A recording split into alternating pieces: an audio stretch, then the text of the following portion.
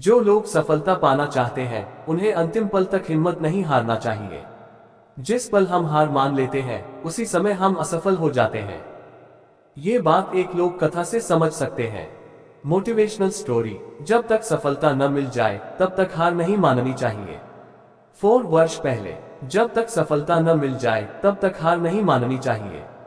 एक राजा युद्ध में हार गया तो शत्रु सैनिकों से बचने के लिए एक गुफा में छिप गया। सैनिकों ने पत्थरों से बंद कर दी थी गुफा।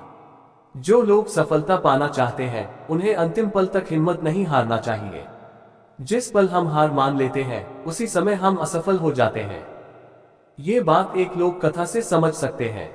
कथा के अनुसार पुराने समय में एक राजा युद्ध में हार गया था। उसके सभी सैनिक मारे जा चुके थे। राजा किसी तरह अपनी जान बचाकर जंगल में भाग गया। सैनिक उसका पीछा कर रहे थे। वह बचने के लिए एक गुफा में छिप गया।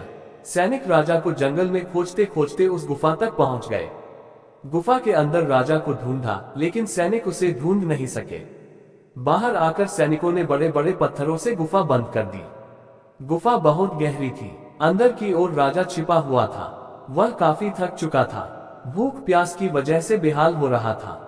उसके शरीर में ताकत भी नहीं बची थी। शत्रु सैनिक गुफा बंद करके वहां से चले गए तो राजा अंदर बैठा बैठा सोच रहा था कि अब तो उसका जीवन खत्म हो गया। वह गुफा से कभी बाहर नहीं निकल पाएगा। राजा निराश हो चुका था। तभी उसे माँ की एक बात याद आई।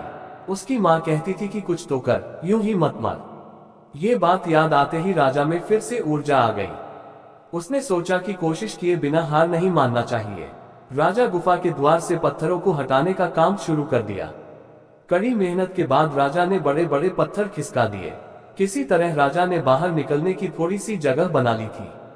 राजा गुफा से बाहर निकला और अपने मित्र राजा के पास पहुंच गया।